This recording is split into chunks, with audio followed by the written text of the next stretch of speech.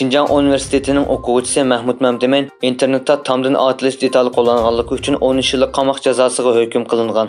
Erkin Asiya radiosining xabar qilishicha, Mahmud Mamtiman mazkur institutning kompyuter ilmi kasbida o'qigan bo'lib, u qo'l telefonida internetda tomdan otilish detali VPN ishlatganlik uchun gumonli shaxsga aylangan.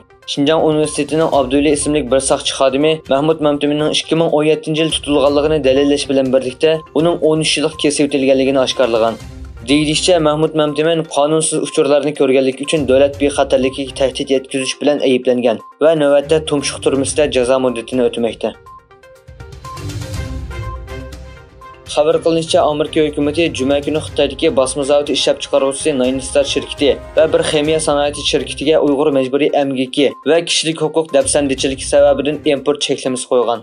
Aloqador xizmat guruhining boshlig'i, Davlat zamin bexatarligi ministerligining siyosat maslahatchisi Robert Silvers mundaq degan: Majburiy emgakning oldini olishni ijro qilish xizmat guruhi Sharqiy Turkistonda kishilik huquq dafsandichiligini sodir qilgan shirkatlarni davomli javobgarlikka tortadi.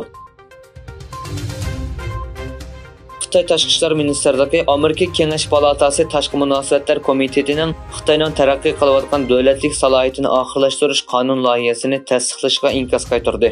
Bayonotchi Wang Wenbin Amerikaning Xitoyni taraqqiy topgan davlat deb aniqlamoqchi bo'lganligini, buni uning taraqqiyotidagi muvaffaqiyatini qadrlaganligi uchun emas, balki Xitoyning taraqqiyotiga to'sqinlik qilish uchun ekanligini aytdi.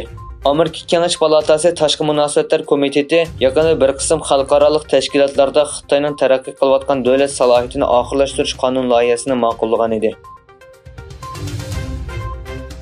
Amerika Tashqi ishlar ministri Blinken bu yil 2-oydan beri kechiktirilib kelgan Xitoy ziyaratining kelar hafta olib berilganligini bildirdi.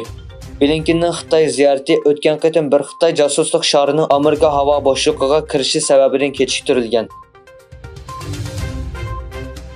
Shvetsiya bosh ministri Ulf Kristersson Shimoliy Atlantik ahdi tashkiloti askarlarining bu davlatga vaqtliq o'rinlashtirishiga yo'l qo'yganligini e'lon qildi.